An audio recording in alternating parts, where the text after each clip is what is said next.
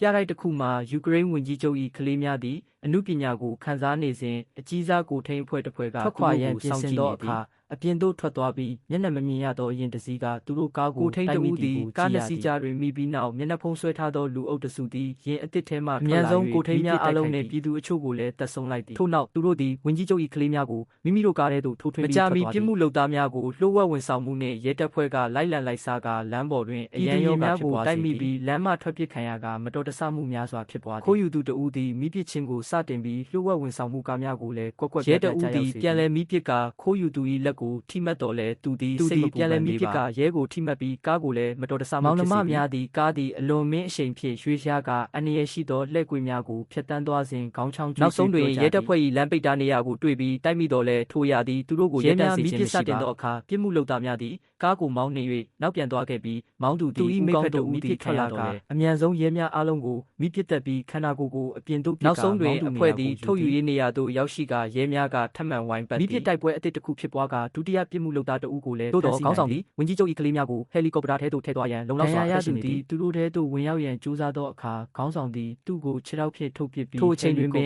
်ပါဆာလန်လွတ်မြောက်ရေးတပ်ဖွဲ့သည်ချာနိုဘီနျူကလ িয়ার စွမ်းအင်စက်ရုံသမားများအားလုံးကိုအမြန်ဆုံးတပ်ဖြတ်ကာထိန်းချုပ်မှုရရှိသူတို့ကလည်းအဆောက်အုံတရှိရာပတ်ဝန်းကျင်ရှိစွန့်ပစ်ထားသောမြို့ကိုနျူကလ িয়ার ရဲတာကို82နာရီအတွင်းပောက်ကွဲစေမည့်ဓာတ်တိုနေတာနှင့်ချိတ်ဆက်ထားသောပောက်ကွဲစက်များဖြင့်ဝန်ကြီးချုပ်အတွက်စာတမ်းတစ်စောင်မှတ်တမ်းတင်229ဥပဒေမဲ့နိုင်ငံရေးအကျဉ်းသားများမလွတ်ပေးပါကစက်ရုံကိုပောက်ကွဲစေမည့်နိုင်ငံ၏လုံးဝလွတ်လပ်မှုကိုတောင်းဆိုသည်သူ၏တောင်းဆိုချက်များကိုမလေးစားပါကကလေးများကိုတပ်ဖြတ်ချိန်တွင်ဒေါက်တာကိုလင်သည်သူ၏ဓာတုခန်းကို PCC ဟယ်လီကော်ပတာရောက်ရှိလာသောအခါကိုလင်ကကလေးဖမ်းသူကိုသူ၏စိတ်အခြေအနေကိုစစ်ဆေးရန်မေးခွန်းများစွာမေးသည်သူသည်အပြစ်ရထားများမှထိခိုက်ခဲ့တော်လဲနာကျင်မှုမရှိကြောင်းသိရှိရသည်စမ်းသပ်မှုအဆင့်နောက်ဆုံးပေါ်အထူးစစ်သားမျိုးဖြစ်ကြောင်းဖော်ထုတ်ရဓာတုခန်းတွင်ဖန်တီးထားသောအထူးစစ်သားတစ်မျိုးဖြစ်ကိုလင်သည်ရေခဲတစ်တာမှလက်တစ်တလက်ထုတ်ယူပြီးထိခိုက်ထားသောလက်ကိုဖျက်ထုတ်နောက်ပိုင်းတွင်ကာနယ်ကိုဘီသည်ယူကရိန်းကောင်းဆောင်နှင့်တွေ့ဆုံကအခြေအနေကိုသူတို့သည်လုံခြုံရေးဗီဒီယိုဖိုင်ကိုကြည့်ရှုကာကလေးဖမ်းသူသည်တေဆုံးစေမည့်ပြစ်ခတ်မှုများမှရှင်းပြနိုင်ခဲ့ကြောင်းသိရှိသည်နှစ်ကအမေရိကန်ပိတ်ပင်ခဲ့သောအထူးစစ်သားစီမံကိန်းကိုတွင်အထူးစစ်သားများရှိပါကသူတို့နှင့်တိုက်ခိုက်ရန်အလားတူအင်အားကြီးသောအရာတစ်ခုလိုအပ်တွင်ဒေါက်တာပိုတာသည်စစ်တပ်သို့လောင်ယုံဟောင်းကိုအဲ့ဒီမှာနောက်ဆုံးလေးဦးသောအထူးစစ်သားများကိုရေခဲတစ်တာထဲတွင်ယူကရိန်းရေးပေါ်အခြေအနေကြောင့်သူသည်သူ၏စစ်သားများအားအိပ်စက်နေသောစစ်သားများကိုညနေခင်းမှာစစ်တပ်တွေဟာချာနိုဘီမြို့ရှိပူးပေါင်းစစ်တပ်အုပ်ချုပ်ရေးစင်တာမှာစုပေါင်းကြတယ်စစ်သားအစီအစဉ်အကြောင်းပြောပြတယ်အဲ့ဒီအစီအစဉ်က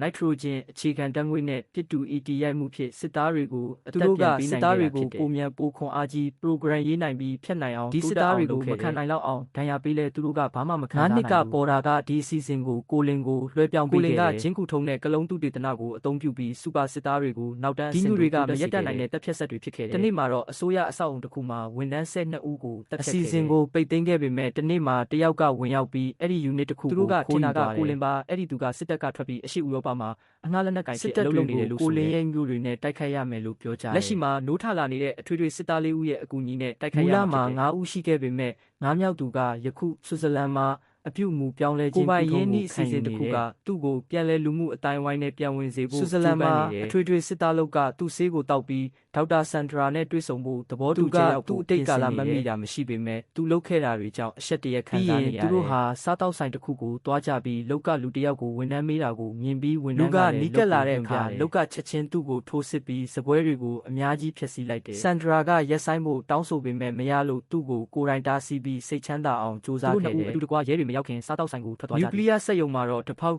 ခေါလင်ကိုသူ့နဲ့သူ့အဖွဲ့သားတွေကိုမိုက်ခရိုချစ်သက်ထိုးဆေးပေးဖို့တင်းကျပ်ဖိအားပေးထိခိုက်စေမှာမဟုတ်အောင်အဲ့ဒီအချိန်မှာအမေရိကန်တပ်ဖွဲ့က Universal စစ်သားတွေကိုစစ်ပွဲအတွက်ပြင်ဆင်တော်တဲ့စစ်ပစ္စည်းတွေနဲ့ထောက်ပံ့ပေးပြီးအထူးကောင်းဆောင်တဲ့ချက်တွေကိုဦးကောင်းပေါ်နဲ့ချိတ်ဆက်ပြီးနောက်မှာဝင်ကြီးရဲ့ကလေးတွေကိုကယ်ဆယ်ပြီး reactor ကိုလုံခြုံစေဖို့ mission ပေးသည်။ဒီကနေ့တွေ့ဆုံရင်ပုံမှန်လူတွေကသူ့ကိုရှောင်ကျဉ်ဖို့ကြိုးစားပြီး Universal စစ်သားတွေကိုမနက်အစောပိုင်းမှာ American တပ်သားတွေစက်ရုံကိုရောက်ရှိလာပြီးသူတို့ရုပ်ဝက်လက်ပတ်ဖို့ကြိုးစားတော့လဲတအူးစစ်သားကဖုံးကွယ်ထားတဲ့မိုင်းပေါ်ခြေတလန့်ထိုးပြီးပောက်ကွဲမှုကြောင့်ရန်သူတွေတတိပိခံရသည်ပျောက်ဆုံးတော်လဲတပ်သားတွေကအမြန်နဲ့ထိရောက်စွာတကားအားလုံးကိုရန်သူတွေထွက်လာတိုင်းချက်ချင်းတပ်ဖြတ်သည်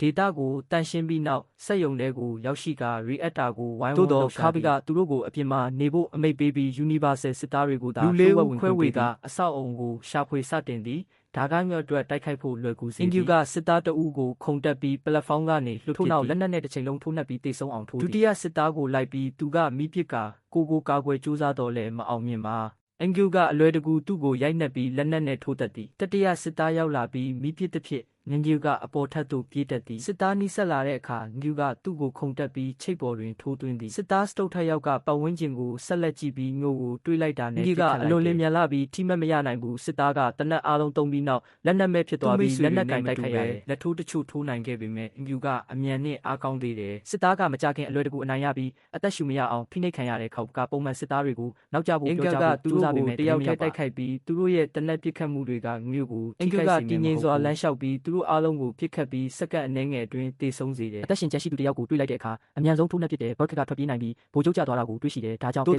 ချုပ်ကသူ့နဲ့အသက်ရှင်ကျန်ရှိတဲ့စစ်သားတယောက်နဲ့အတူထွက်ပြေးဖို့ပြောတယ်ငညူနီးကပ်လာတဲ့အခါဗိုလ်ချုပ်ကဂရီလေးတစ်လုံးပြပြီးမြန်ပြန်ရအောင်ဆက်လက်တက်သွားတယ်ဘတ်နဲ့အသက်ရှင်ကျန်ရှိသူတို့ကသူတို့ရဲ့ track ကားပေါ်တက်ပြီးထွက်သွားတယ်ငညူကကားကိုပောက်ကွဲစေဖို့ဌာနချုပ်မှာဘတ်ကရှိတဲ့ဖော်တော်ကိုစစ်သားတွေကိုစစ်စင်ခိုက်ခွင့်မပေးတာကြောင့်စူညံပြီးငညူကိုအတူတူကဒါလည်းအလုံးမဖြစ်မဲ့လို့ရှင်းပြပြီးဘတ်ကယူသွတ်သွားတယ်ဒါကြောင့်ဂုတ်ကဖော်တော်ကိုတခါတော့ကအဝေးကကြီးမားတဲ့ပွဲမှုမြင်ရတဲ့ခေါက်ကရုံးကိုပြေးသွားပြီးထုတ်ပေါက်ပို့ပေးတဲ့ဗီဒီယိုကိုကြည့်တယ်တပုတ်ကအမေရိကန်တပ်မတော်တိုက်ခိုက်မှုအတွက်ထို့နောက်တပုတ်ကဝင်ကြီးရဲ့ကလေးတွေကိုသူတို့အဖေမှာအရာတွေပြောင်းလဲနိုင်တဲ့အင်အားရှိတယ်လို့သမီးကသူ့အဖေအနှုတ်လက်မခံဘူးကြည့်ရတာထက်သူ့အဆုံးသက်ကိုပိုမြင့်တက်တယ်လို့ပြောတယ်ကလေးတွေနဲ့ဆက်သွယ်ဖို့မအောင်မြင်တာကိုအလျှော့ပြောပြီးသူ့မှာအမှန်တကယ်ရှိတာကို Suddenly they see a huge explosion in the distance. Koba rushes to the office and watches a video, who announces he's detonated one of the explosives as punishment for the American Army's attack. Afterward, Topov tells the minister's kids that their father has the power to change. However, the daughter says she'd rather meet her end than see her father given, mocks Topov for failing to communicate with children and tells them that he is the real. အထူးစစ်သားကြောင့်ဒီလှုပ်ရှားမှုမှာအင်အားရှိတယ်လို့သတိပေးပြီးထဖူးကသူ့ကိုညလေခင်းမှာလူက TV ရှိမှအိတ်သွားပြီးထိုက်တယောက်ကပြတင်းပေါက်ကိုဖောက်ပြီးဓာတ်ငွေပုံတစ်လုံးကိုသူ့အိမ်ထဲပစ်လိုက်တယ်အဲ့ဒီအချိန်မှာလူကချက်ချင်းတိုက်ခိုက်ပြီးလူအချို့ကိုကြာရှုံးစေတယ်ဒါပေမဲ့အဖွဲ့သားတွေကသူ့ကိုဖမ်းဆီးပြီးဓာတ်ငွေကြောင့်အိတ်သွားအောင်ထိန်းထားတယ်မိနစ်ပိုင်းကြာမှလူကအမိတ်စင်တာမှာထိုင်ကုန်တစ်ခုကိုချိတ်ဆွဲထားပြီးဖိုဒ်ကဆန်ဒရာကဒီအမှုကိုခွင့်ပြုထားတယ်လို့ပြောပြီးသူ့ကိုတငယ်ချင်းတွေနဲ့အတူရှိတယ်လို့ရဲ့စိတ်ကြမ်းမာမှုကိုအတီးပြုတ်ဖို့မေးခွန်းအနှဲငယ်မေးပြီးနောက်ဖိုဒ်ကအထူးဆေးရည်တစ်မျိုးထိုးထည့်တယ်ထို့နောက်လူကိုစမ်းသပ်ဖို့တရားဝင်လမ်းကြောင်းပေါ်မှာလူကဟော်မုန်းကူထုံးခံထားတာကြောင့်ဒီစမ်းသပ်မှုကပြန်လည်ဆိုးကျိုးဖြစ်နိုင်တယ်လို့ဆိုရတဲ့အချိန်မှာဆန်ဒရာကသူ့ဘက်မှာနေတယ်သူ့ကိုယုံကြည်နိုင်တဲ့တူဦးတဲ့သူအဲ့ဒီအပီလူကိုဆေးထိုးပြီးလက်နက်တစ်လက်ပေးပြီးတုံ့ပြန်မှုစမ်းသပ်တယ်သူကလေ့ကျင့်ခန်းရည်မှန်းချက်ကိုတိကျမှန်ကန်စွာပြစ်ခတ်ပြီးသူ့စစ်သားအတွင်းခံစွမ်းအားပြန်လည်ရရှိကြောင်းအဲ့ဒီအချိန်ကုန်းနဲ့ဘတ်ကစက်ယုံလေကြောင်းတပ်ပုံတွေကိုကြည့်ပြီးဘတ်ကဝင်ရောက်နိုင်မဲ့ခိုက်တချို့ကိုသူ့ကိုစစ်ဆေးမစ်ရှင်သွားဖို့ခွင့်ပြုပြီးမျက်နှာမတိုက်ခိုက်ဖို့တတိပေးတယ်စစ်စင်ရေးအတွက်ပြင်ဆင်ပြီးနောက်ဘတ်ကစက်ယုံကိုဂရုစိုက်ပြီးလှုပ်ဝက်ဝင်ရောက်တယ်အနှဲငယ်သောမီးရထားတွေရှိပေမဲ့ဘတ်ကသူတို့ကိုနောက်ကျောမှလင်းမြန်စွာဖမ်းဆီးတယ်တယောက်ကသူ့ကိုမြင်သွားတဲ့အတွက်ဘတ်ကသူ့နဲ့တိုက်ခိုက်ရတယ်ကံကောင်းစွာဘတ်ကအခက်ခဲမရှိဘဲတတ်နိုင်တယ်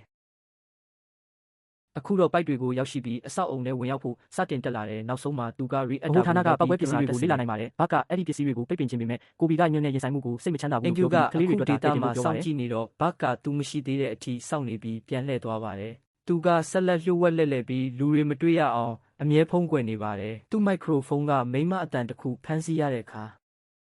ဗဟိုဌာနမှာရှိတဲ့နည်းပညာရှင်ကဒါကိုအသုံးပြုပြီးသူ့ကိုဒေတာအတွင်းလက်ညှိုးချိန်မှာဝင်ကြီးကအကြမ်းဖက်သမားတွေနဲ့ညှိနှိုင်းဖို့မခံနိုင်ဘူးလို့ပြောပါတယ်သူ့ဇနီးကအလွန်စိတ်ဆိုးပြီးကလေးတွေကိုအန်ရည်ထဲထည့်တာကြောင့်သူ့ကိုစူပူတဲ့ကလေးတွေကိုဘာမှမဖြစ်ရင်ဝင်ကြီးကနိုင်ငံတော်ရုပ်သံမှာကြေညာချက်တစ်ခုထုတ်ပြန်ပြီးပောက်ကွဲပစ္စည်းပိတ်သိမ်းရင်အကျဉ်းသားတရားဥကိုလွှတ်ပေးဖို့ဆုံးဖြတ်ထားတယ်လို့ပြောပါတယ်နောက်ထပ်နိုင်ပိုင်းတွင်ကလေးတွေကိုအစားထိုးကြေညာမှာတော့တူပုံနဲ့သူ့လူတွေပထမဆုံးအောင်ပွဲကိုဆင်နွှဲပြီးပောက်ကွဲပစ္စည်းပိတ်သိမ်းတယ်စန်တရားလည်းညှိနှိုင်းမှုကိုအောင်မြင်တယ်လို့တွေးပြီးလူခရဲ့ကုသမှုကိုရပ်တန့်လိုက်တယ်ခွဲကမ်းမှာကောလင်ကစီမံကိန်းကိုထိန်းချုပ်လို့မရတဲ့အတွက်စိတ်မချမ်းသာတော့ဘူးသူ့မျိုးကတူပုံနဲ့သူ့လူတွေကိုထိခိုက်စေမရတော့တဲ့အတွက်သူ့ရဲ့လျှို့ဝှက်လက်နက်အန်ဒရူရဲ့ကလုံးကိုအသက်သွင်းဖို့ဆုံးဖြတ်လိုက်တဲ့အန်ဒရူကမူလ Universal စစ်သားတအုပ်ဖြစ်ပြီးစိတ်ပိုင်းဆိုင်ရာပြဿနာရှိတဲ့အတွက်ကောလင်ကတူပုံနဲ့တွေ့ဆုံပြီးသူ့လူတွေလွှတ်ပေးပြီးတဲ့အတွက်တူပိုးကယခုတော့တိုက်ခိုက်ချင်တာမရှိဘူးလို့စစ်တပ်တခုတိဆောက်ချင်လို့မပြောရှင်ပါဘူးဒါကြောင့်တူပုတ်ကသူ့ကိုပြစ်ခတ်ဖို့လက်နက်ထိုးပြီးသူတို့လုပ်ငန်းအဆုံးသတ်ပြီလို့ပြောတယ်အဲ့ဒီအချိန်မှာအန်ဒရူပေါ်လာပြီးတူပုတ်ကအမတ်တယောက်ကိုခေါ်လာတယ်ဒါပေမဲ့အန်ဒရူကတစ်ချက်ထိုးပြီးအဲ့ဒီအမတ်ကိုလွယ်လင့်နေကြဒါပေမဲ့သူ့ပြစ်ခတ်မှုတွေမထိခိုက်ဘူးအန်ဒရူကတော့သူ့ကိုရိုက်နှက်လိုက်တယ်မိနစ်အနည်းငယ်အတွင်းတူပုတ်ကမြေပြင်ပေါ်မှာတေဆုံးသွားတယ်ကောလင်ကသူ့ကိုအလုတ်ကောင်းတယ်လို့သူ့ကိုမဆောင်ကြည့်တယ်မလေးစားပါဘူးအရေးပေါ်ဖြစ်သွားတဲ့ကောလင်ကအမိတ်ပေးဖို့ကြိုးစားတော့လဲအန်ဒရူကနားမထောင်ပါဘူးအစားအန်ဒရူကစိတ်ပိုင်းဆိုင်ရာစစ်စစ်ရဲ့ခိုင်မာတဲ့လက်ထက်ကဆရာဝန်ရဲ့ကောလင်ရဲ့လက်ချပေးပြီးတေဆုံးသွားအောင်ဖိနှိပ်လိုက်တယ်ကောလင်ရဲ့အကူအညီရှာလာတဲ့သူကတေဆုံးထားတဲ့အန်ဒရူကကောင်းတဲ့က ချက်ကိုခတ်တယ်ဖြတ်ဖယ်လိုက်တယ်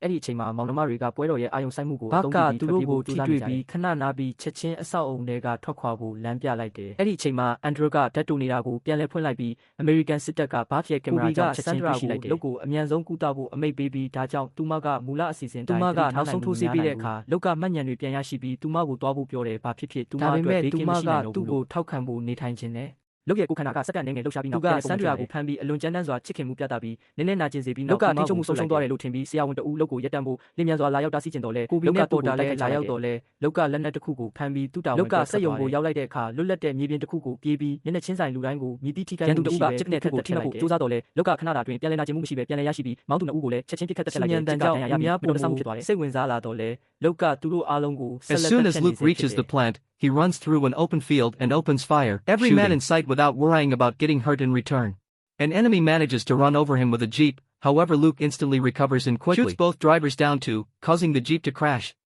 The noise gets the attention of more men, but Luke continues to kill them all as he အဆောက်အုံတွေကိုဝင်ပြီးလမ်းမတော်တဆင့်လာသူတိုင်းကိုပြစ်ခတ်တက်စီကုန်သွားတဲ့အခါမှာတော့ခဲတံကိုအသုံးပြုပြီးလက်နက်ကင်တိုက်ခိုက်ကသူတို့အားလုံးကိုထိရောက်မှုတူညီစွာနဲ့ပဲတယောက်ကတော့ကြောက်ရွံ့လို့တိုက်ခိုက်ရမလုပ်ပဲပဒင်းပေါက်မှတဆင့်ထွက်ပြေးဖို့ရွေးချယ်လိုက်အဲ့ဒီအချိန်မှာငှူကထောက်ဖောင်းနဲ့ခေါင်းတို့ရဲ့တေဆုံးထားတဲ့ခန္ဓာကိုယ်တွေကိုတွေ့ရှိပြီးပြစ်မှုရှာဖွေရန်နဲ့မတော်တဆတွေ့ပြီး Burke ကကလေးတွေကိုပြေးခွာစေပြီးကိုရိုင်းကသူ့ကိုလွယ်ကူစွာထိတ်တိုက်ခိုက်ပြီးရက်တန့်စေပြီးတခြားတိုက်ပွဲအသစ်တစ်ခုစတင်ပြီးစစ်သားတယောက်ဖြစ်ပြီးညရဲ့တရိတ်ဆန်လိုတိုက်ခိုက်မှုတွေကိုတိုက်ခိုက်ဆက်လက်နိုင်ခဲ့သည်သို့တော့သူကစူပါစစ်သားမဟုတ်သေးဘူးဒါကြောင့်ငှူကနောက်ဆုံးမှာသူ့ကိုအားလုံးကြော်ပြီးနေရန်ဘက်ကိုဖိထားကတပ်ဖို့ခဲတံဖြစ်ထိုးသွင်းလိုက်သည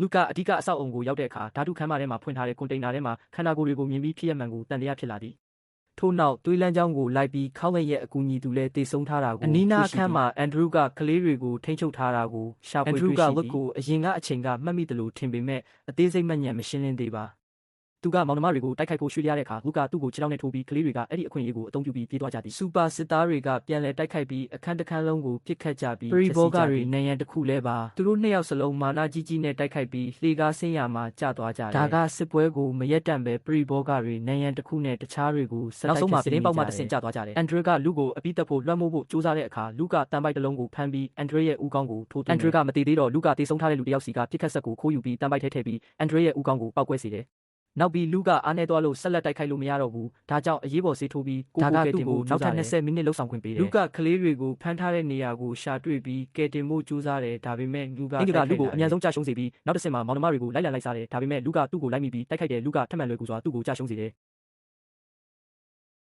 အင်ဂျူကနောက်တစ်ခန်းထဲဝင်တဲ့အခါကလေးတွေကိုမြင်ပြီးတက်ဖို့ပြင်ဆင်တယ်ဒါပေမဲ့လူကထပ်မံတားဆီးတယ်အင်ဂျူကနောက်ဆုံးမှာလူကလက်လွတ်မှာမဟုတ်ဘူးဆိုတာလက်ခံပြီးတရားဝင်တိုက်ခိုက်ဖို့သဘောတူတယ်အထက်လက်ရှိဖြစ်ပြီးသူ့ရဲ့ဓာတ်နဲ့လူကိုဂုဏ်ယူစွာထိုးတယ်သူဟာလည်းစူပါစစ်သားတယောက်ဆိုတာမသိပဲလူကစက်တိုက်ခိုက်ပြီးငူကသူ့လက်ချောင်းကိုဖျက်တယ်ဒါကလည်းလူကိုရက်တန့်စေဖို့မလုံလောက်သေးဘူးလူကတန်တန်တလုံးကိုသူ့ကိုအနိုင်ယူဖို့လေဘင်းကိုဖမ်းဆီးတယ်ပြီးတော့လူကကလေးတွေနဲ့အတူပြေးထွက်ပြီးငူကလက်တံကိုဖယ်ရှားပြီးပြန်လဲတက်တာကိုအဖွဲကရီအက်တာကိုရောက်ဖို့စူးစမ်းတဲ့အချိန်ငူကထပ်မံတက်တူနေတာမှာမိနစ်အနည်းငယ်သာကြန့်ရှိတော့လူကန်ဂူကိုရှောင်ကျဉ်ဖို့အတိုင်းတာပြီးတော့ရီအက်တာစီပြေးသွားတယ်အင်ဂျူကသူ့ကိုလိုက်ပြီးပစ္စည်းပေါ်မှာတိုက်ပွဲအသစ်တစ်ခုစတင်တယ်ပဋိပက္ခအတွင်းလူကတက်တူနေတာကိုဖမ်းပြီးမျိုးရဲ့အဝတ်စားတဲ့ထဲပြီးတော့သူ့ကိုထိုးထွင်းတယ်လူနှစ်ယောက်လုံးဘက်ကိုနီကနေကြပြီးမြေပြင်ပေါ်လှည့်ကွက်ကြတယ်အဆောက်အုံကနေကျသွားကြတယ်အပြင်မှာလူကအားနေပြီးမလုံမရှားနိုင်ပဲကျသွားတယ်အင်ဂျူကသူ့ဝတ်ထဲကဓာတ်တူနေတာကိုဖယ်ရှားတယ်ဒါပေမဲ့နောက်ကျသွားပြီးလက်ထဲမှာသူ့ကိုတေးဆုံးစေတယ်ကံကောင်းစွာနဲ့ပောက်ကွဲမှုဟာလူကိုမထိခိုက်ဘူးလူကကလေးတွေကိုနောက်ဆုံးစစ်တပ်ကရောက်လာပြီးမောင်နှမတွေကိုကဲတင်တယ်သူတို့ကတေးဆုံးသူတွေကိုလည်းသူတေသနာအတွက်ယူနောက်ပိုင်း Virginia မှာ Porter ကအင်ဂျူကိုပြင်ဆင်ပြီးမျိုးဆက်တူအများကြီးဖန်တီးထားတယ်သူ့ကိုဒီလိုဗီဒီယိုတွေပုံမကြည့်ရှုနိုင်ဖို့စည်ရင်းသွင်းပြီးအတိပေးချက်ကိုဖွင့်ထားဖို့မမေ့နဲ့နော်Make sure to subscribe and turn on notifications so you can watch more videos like this. ကြည့်ရှုသည့်အတွက်ကျေးဇူးတင်ပါတယ်